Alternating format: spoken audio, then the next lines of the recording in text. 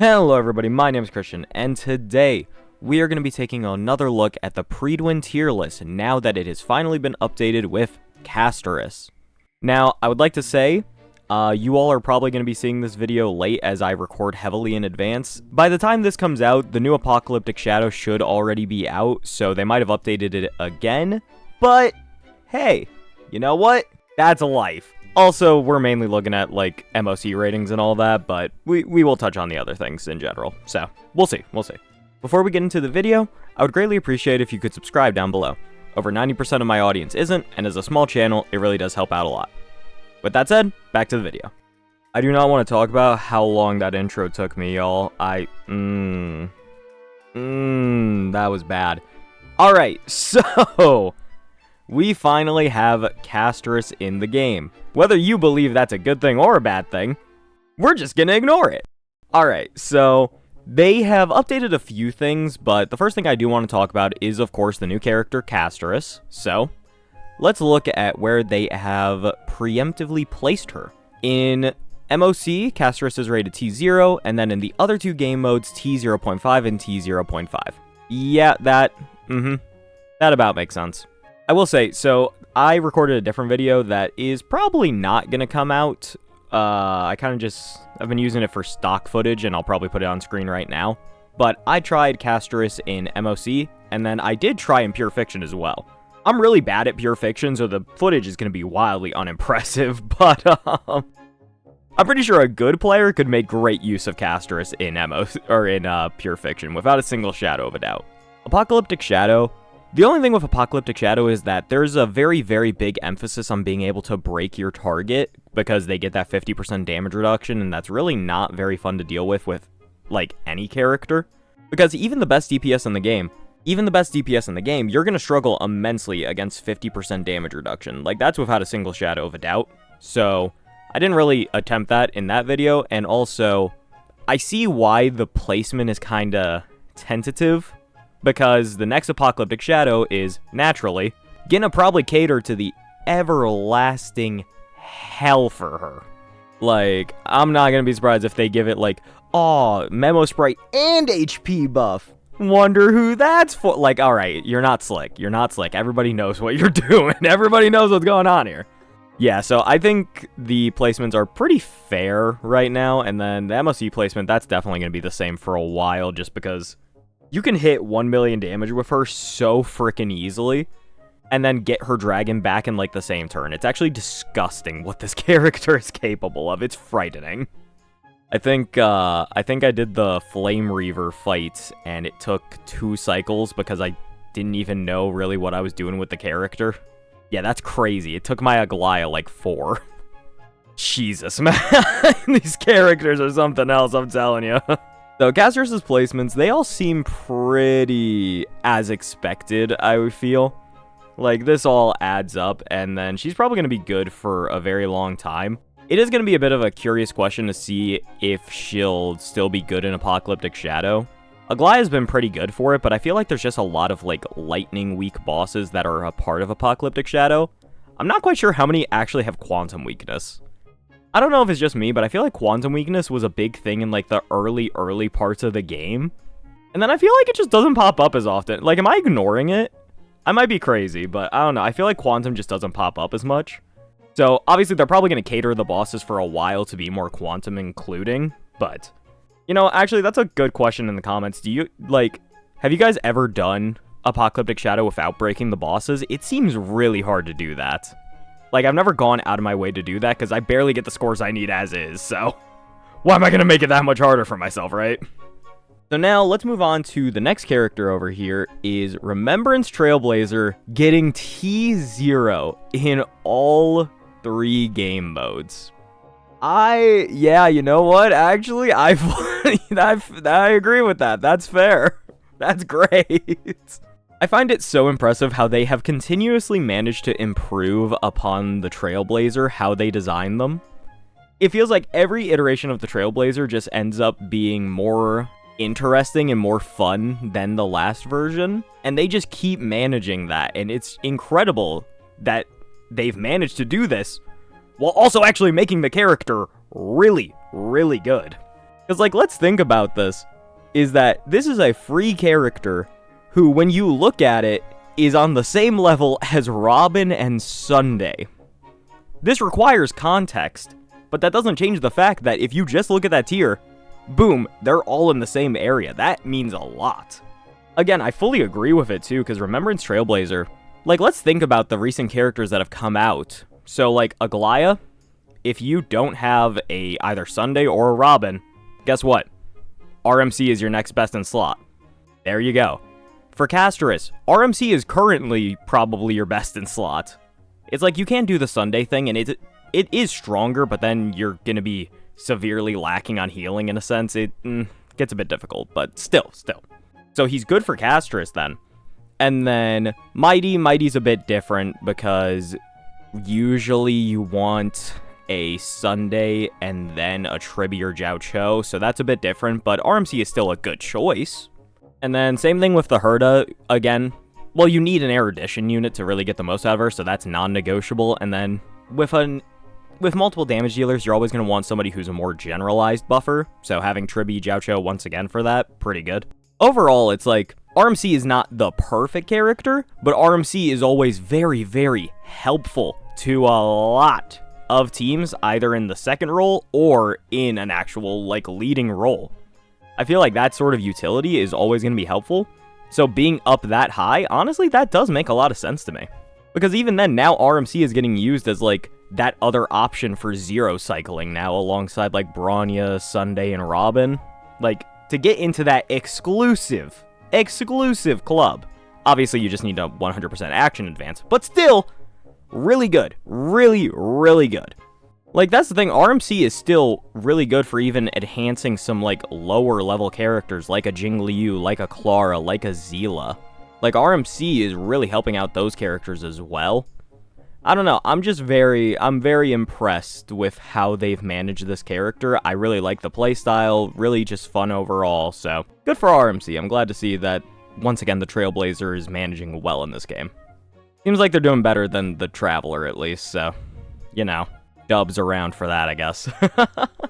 So, next thing I want to talk about is Ruan Mei dropping down. Yeah, is this really of a surprise to anybody? I really don't think so. So here's the thing. Ruan Mei is still essential if you want to run break teams. You absolutely want a Ruan Mei. She is so good, she offers just the right buffs. She's great for it. Ruan Mei has also seen some use with Casteris as one of the replacement options while still being pretty competitive, so she's not without use. She's still a very good character, and in most other cases, if you don't have the premier character, guess what? Ruan Mei is your next best option, almost every single time, because she's that good. However, that doesn't change the fact that her best teams right now are all severely getting kind of left behind, and she doesn't offer as much to the new, stronger characters. In terms of a pure character sense, I still think Ruan Mei would be top tier, but in terms of how these tier lists work, where it is reflective of the state of the game and the meta and what is actually in power, it's pretty understandable that Ruan Mei would drop, and she's probably going to drop again, because I don't see us getting more break support going forward. At least, not for a little bit. I mean, if they're giving follow-up support with, like, whoever what's her name, the cat girl, Cypher, if they're giving follow-up support with that, then I can imagine break support will be coming again relatively in the future, but for right now, I kind of understand where everything's at, so this makes sense. Real question is, where is the DOT support? Where is it? Please. You know what, we're just gonna pull off this band-aid real quick. Kafka and Black Swan have dropped again. They are doing nothing to help DOT support, and it's like, okay, well, Kafka's getting buffed. Jesus, how much longer? Poor Kafka is getting dumpstered, and then Black Swan, almost every team that would use Black Swan, there's a better partner available. Like, it's just rough out here, man. DOT needs some frickin' help, dog. There's nothing else to say about it. There's no commentary to make. It's just DOT sucks right now, and they have done nothing to support DOT in so long. Sigh. Alright, so anyway, getting back to the rest of the tier list, this one is interesting. So, first of all, Woho has moved back up to T0. Again, based on the characters available in the game right now and what they're doing, I fully agree with this. Also, realistically, I think every healer in T0 to T0.5 can be T0 on a good day. Like, Aventurine, Huohuo, Lingsha, and Gallagher are all very, very good choices. So I see really no issue. There's not a real difference between the two tiers. Like, Lingsha is going to be your preferred option on most days, but the other three are all still incredibly good. So, yeah, it's not really a big deal to move between those two tiers. However, a lot of characters have preferred Huohuo lately, so the game is reflecting that. The tier list is reflecting that. That makes sense. That's fine. So the interesting thing of note here is Aventurine being watch listed. I read the reasoning earlier for it is that a lot of characters are not able to make use of what he offers because he is simply not in abundance. What I find most interesting is that I've made mention of this quite a few times lately with, like, Aglaya and Herta because they move so fast. There's always the chance that perhaps they move too fast and Aventurine can't keep them permanently shielded. This is a very isolated incident, however, it can still happen, and that's not good. And now, there's even more characters in Mighty and Casteris who need a healer to be useful. If you don't have a healer, you can't really use those characters. They're gonna die. Your entire party is going to die at some point. That makes it really, really hard. With Aventurine, he still offers a lot. He offers a great moveset. He can do a decent bit of damage. He offers a really good ultimate. His shields are usually amazing and don't really let through that much damage. But because he can't really support the top characters right now, because, like, right now, if you look at T0 to T0.5, the best character he can support in this area, without any sort of risk, is Acheron and Rappa. And even then, you don't want him for Rappa, you're going to want, like, Lingsha or Gallagher. So it's Acheron. And then you have to go to T1, where Fei Xiao is, we'll talk about that in a bit, to find, once again, a character where he can support. That's not great. Aventurine, he's really good, but it's just, right now, the characters that are coming out don't really benefit from him. And that's gonna change eventually. Like, he may drop, but he's gonna be back up there eventually. Like, don't think otherwise. He'll be back up there eventually. It is interesting to see that after so long of having Aventurine be basically undisputably the best sustain in the game because every character was benefiting from him and his just insane moveset, it is interesting to see that he's finally in a position where he can actually drop down and Lingsha is just going to fully take over as the best sustain in the game because she just works with almost every single team. What's funny is, we've also hit a point where there really isn't a generalized good sustain anymore, actually. And what I mean by that is that almost every single team can make do with most sustains, again, except for HP needing actual abundance.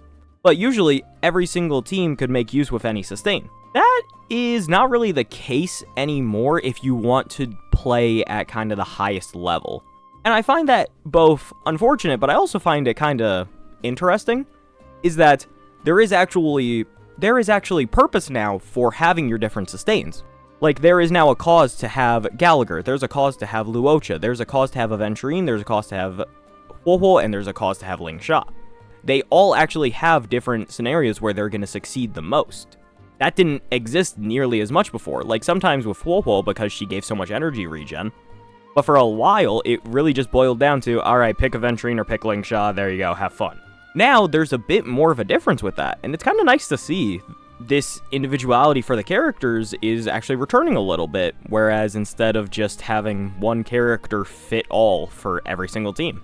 It is also unfortunate because that's a lot of sustains, so one of your teams might be a bit more underpowered because you don't have them available, but overall, it's not going to be a big enough difference to worry too much about it. But if you do have that available, then there you go. It's all the better for you. I do agree that he should probably drop down for a little bit. He'll be back up. Don't worry. I say this like I'm an Aventurine defender. I really couldn't care less. I have Lingsha and I love Lingsha. So, I don't know. The Aventurine fans got to me, man. They like him so much. It's weird. Alright, so let's now briefly move over to The girlies, Fei Xiao and Firefly. I just released the video at the time of making this that single target sucks. First of all, I stand on my opinion. And second of all, this will probably also change again at some point. It really depends on if we're going to get break support again in the future, and if enemies and kind of the game is going to start catering more to single target again. Because Fei Xiao is still incredibly powerful. But what the hell is she supposed to do when the Flame Reaver spawns 4 clones? What do you do? I recently used Fei Xiao against the Kafka side of the most recent MOC to kind of see what she could do, to kind of give more examples of what you can do to work around the Kafka fight. Because the Flame Reaver fight, in my opinion, the Flame Reaver fight is so unbelievably catered to new characters that if you don't have one of those, you're just going to struggle a lot, which is really unfortunate. So I wanted to show kind of what you could do to work with on the second side if you managed to beat the first side in a reasonable amount of time. Fei Xiao managed it, and Fei Xiao did much better than she would have done against the newer boss. But that's also the problem, is that the newer boss, why is it so hard for her to deal with? It's just a bit unfortunate, really, how this kind of whole thing is working out. Because single target is just getting shafted immensely, and so is Blast to some degree, but Blast can kind of be give or take, because then there's a character like Aglaya who is so incredibly powerful. It's an interesting duality to kind of have to deal with right now, and that's how we've ended up with Firefly and Fei Xiao down there, is because they're not really catering to both audiences, they're just focusing a lot on AoE right now. It's unfortunate, and again, I think it'll change at some point. But I did also see an idea thrown out that maybe they should start doing multipliers on characters based on how many enemies are in. I actually kind of like that idea. They're never going to do it, but I do like the idea. Because the thing is, though, is that if you want to use your single character, like you really love Fei Xiao, you're going to have a bit more issue having to deal with multiple enemies, because unless she can actually manage to kill them in one go without using her ult or anything, you're going to have to spend your one turn attacking them. But then, if you have a multiplier for it, okay, well, now they're guaranteed to be dead every single time. So then, if you build a character fast, or you have action advance, all that good stuff, like stuff that you want to see on that type of team, well then, there you go. Now you're going to get rid of all the clones, and you're still going to be able to ult the main guy and get a bunch of damage off of it. Because if you have a multiplier for, like, the single target enemies in an AoE fight, that damage is going to carry over still. It would be a very hard mechanic to introduce, and again, that also, it wouldn't sell characters, so I would understand that they're not going to do it. However, I still think it'd be interesting. I would like to see it implemented in some way, shape, or form. Who knows? It could be fun. So on the topic of Fei Xiao, March has dropped, Topaz has dropped, Moza has dropped. They're all her teammates, so if she's not doing as well, they're not doing as well. There you go. Who cares? All right, moving on. Like, they're directly tied together. That's the only reason they're down lower. That's simple as that. So now, probably the only other thing to make a note of is Luocha. Luocha stocks are on the rise, baby! He is coming back with a vengeance because HP characters love Luocha. His HP restoration, his healing field, his automatic heal is so good for these HP suckers, and the fact that you can get a free one right now is really helpful if you just simply do not have a Gallagher, or if you're running like Casteris with the Sunday build, then you really want Luocha because he's going to be able to keep up better with the amount of HP drain than Gallagher will be. It's definitely a very specific scenario to be in, but it benefits Luocha specifically immensely, so hey, good for him. He should be rewarded as a result of that, because these characters are very much designed with his gimmick helping them a lot. So hey, that works out. I have like no real notes about this. I don't think this should be a watch list thing. I think he should move up like almost immediately, but I understand their kind of penance with waiting it out. And I think that's probably it. I feel like this was probably a good way to kind of acknowledge all the things that are going on. I kind of want to go a bit more in-depth on certain things, but that's not really the point of these videos. It's just to talk about the current state of the game, what's going on, what's changing, so I hope you guys enjoyed this. I hope you guys enjoyed getting to hear my little thoughts about what's going on. And yeah, look forward to more videos coming out. We got a few more things that are going to be slowly coming out as I work on a lot of projects at the same time. We'll see how that goes. But yeah. Alright, I will see you guys next time. Bye-bye.